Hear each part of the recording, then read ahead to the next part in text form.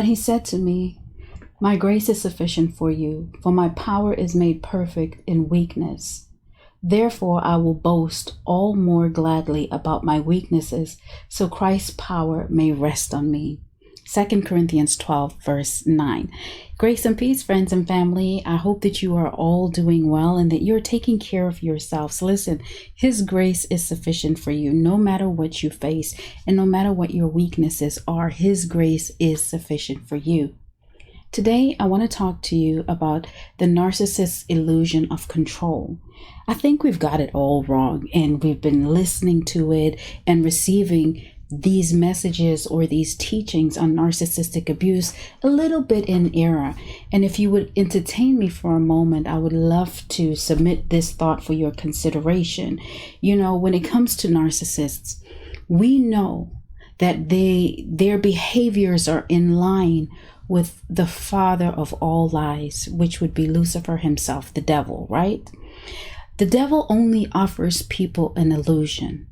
The devil himself gives off an illusion that he is in control. He feels that he's in control of over all the systems, all the establishments of everything that is going on in this world, and that he can trick people into believing that, hey, if you come over onto my side, if you walk on this wide road, I will give you everything that you want. First of all, none of it belongs to him, so it's not even his to give.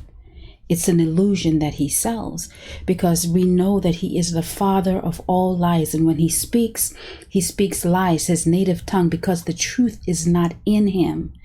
Therefore, everything that he offers is an illusion. So when I was considering this, I had to wonder, okay, about these narcissists then.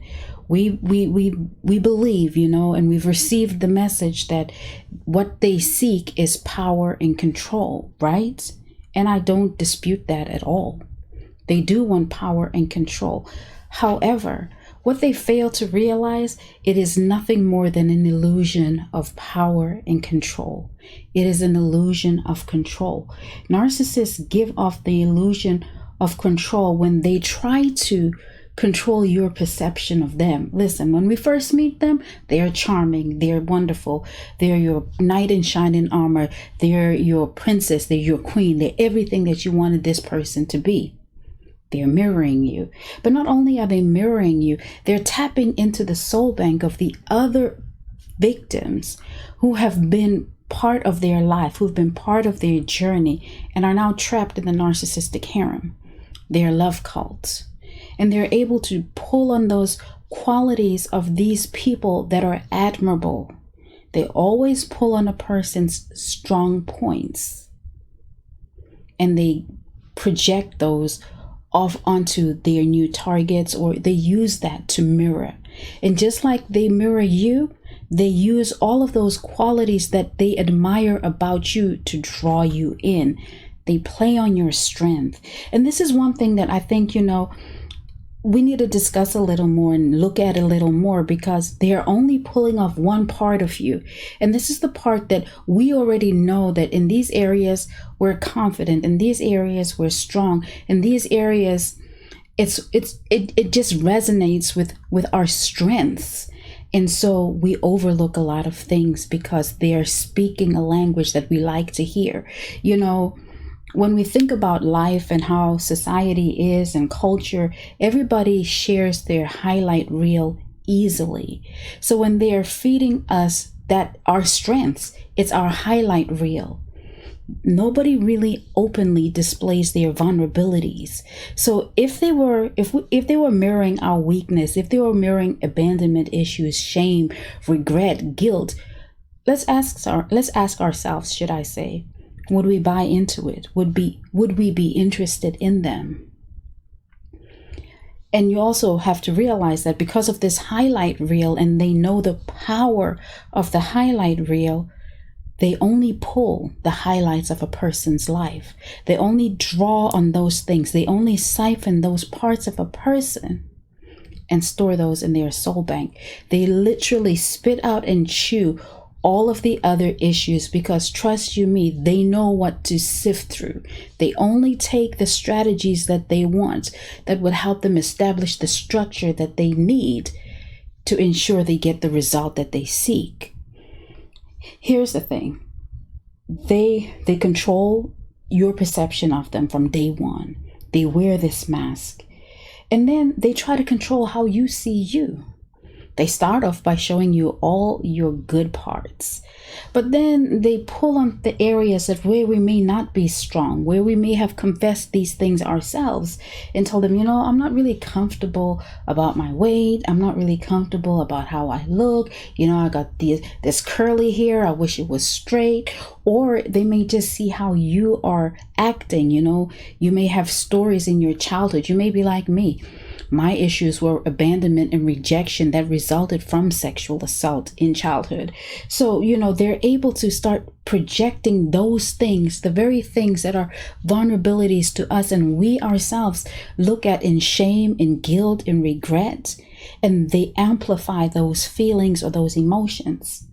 But what's even worse is now they gaslight us, they use verbal abuse. And that verbal abuse is subconscious programming. It is dangerous.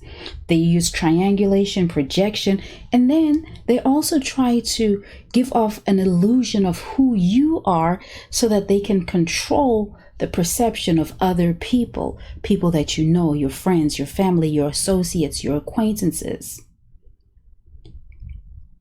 That is all an illusion of control, because they're trying to paint a picture. They're trying to set the scene for what they want to do. And here's the thing, they want you to live your life a certain way. So it's another illusion of control. And it is an illusion. I will need you to understand that this is an illusion of control, because now they're trying to dictate how you live your life. But here's the thing. When you live in an illusion, when you reject reality, when you reject what is authentic, you are dictated by an illusion, and you will always live in an illusion. You will illusions will always dictate how you show up in real life, because they have defined themselves, and because they're driven by control. And again, it is an illusion. They never get in touch with who they are. That's why they can never confront their shame. They can never confront their deep-seated issues. They can never self-regulate, because it is all about controlling how they feel, or how they feel they need to show up to be accepted, how they feel that they show that, hey, I have dominion over the earth. I have dominion over you. I am stronger than you. I am more powerful than you. I know more than you. It is all an illusion.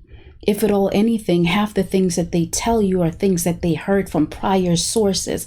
None of it is original. None of it is authentic. And here's the thing. If we buy into the notion that we are controlled by them, or they were seeking power over us, and yes, we live in a narcissistic society, but let's go back to the word, because we know that the kingdoms of this world belong to who? The Messiah. And so there is no control. It is nothing more than an illusion. You're a child of God. Remember, you are set apart. You're a holy nation, a peculiar people, a chosen generation. What's up, generation? What's up, royal generation? This is who you are.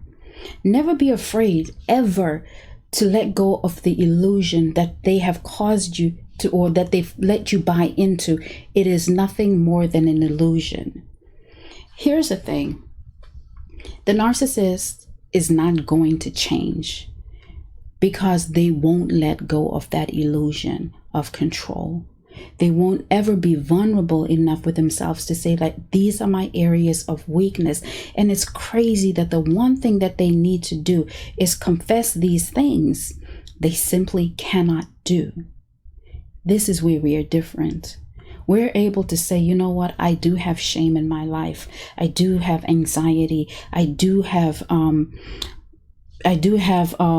guilt and regret and abandonment, rejection issues. You have all of these things that we can confess that we suffer from, or that, are are part of our journey that we need to work through. But again, I want to say to you, 2 Corinthians verse 12:9, this is the NIV version. But he said to me, my grace is sufficient for you, for my power is made perfect in weakness. Therefore, I will boast all the more gladly about my weakness, so that Christ's power may rest on me. It's so interesting that he said, I will boast all the more gladly about my weaknesses so that Christ's power may rest on me. This is it was so profound to me, because what it's saying to me, and I want to translate this to you, is that when we are honest with God about our weaknesses, hey God, I'm dealing with shame, then that shame has to let go of the illusion of control that it had in our lives, because we've opened up ourselves to say, listen, God, I'm not afraid to let go of this control or the illusion that shame has over me, because what I desire more is to see myself the way that you see me. What I desire more is to develop the intimacy with you that will allow me to break the chains of this shame. Shame, guilt, regret, anxiety, abandonment issues, rejection issues, isolation, all of those type of emotions chain you, and they keep you from ever reaching the heavenly version of who you are. And the thing is that if we ourselves don't work through these issues, if we don't get to the point where we say, listen, I'm ready to give the illusion of control that those emotions have over me, we don't get to walk into the most significant version of who we are. And I hope that this, that this resonates with you, so that you can see that you are, the moment that you step outside of the box that we've been trapped in or conditioned to think from, you walk into who God calls you to be. What's so interesting is that when you actually confront these insecurities, when you confront these vulnerabilities, when you confront these weaknesses, what you will find is that those areas of your life is really where your true strength lies. There are areas in your life that you will uncover that the enemy tried to keep you from ever tapping into those areas. And that is why that these issues were forced upon you to control you. It's an illusion of control, to keep you bound, to keep you chained, to keep you from ever walking into the fullness of who God says that you are, to keep you from walking into your full potential. Now, I've come here to say that it is all an illusion, and you are more powerful. We serve a God who is able to do all things but fail. We serve a God who gives us free will. So at any point in time, we can say, God, I'm ready. Because you know what's so crazy is a lot of the times we sit around waiting for God to show up in our lives, when God is saying to us, I gave you free will. Come when you are ready. I'm here waiting for you. The change that you desire, take the first step and I'll meet you. And so I just want to encourage you that let us also let go of the illusion of control that they have told us that it makes us weak, it makes us insignificant. No, those are the strongest areas of your life. And I dare you to try God on this. So I want to thank you so much for your time. I hope that this helps somebody. I hope that it resonates with you, and that it challenges you to begin to shift the paradigm. It challenges you to change the trajectory of your life simply by deciding that you are no longer going to buy into this illusion and walk into the fullness of who God calls you to be, by being willing to be vulnerable and intimate with Him, so that He can begin to take off those layers and introduce you to the heavenly version of yourself. Family, thank you so much for your time. Continue to love yourself, continue to walk at the pace of grace, and God bless you.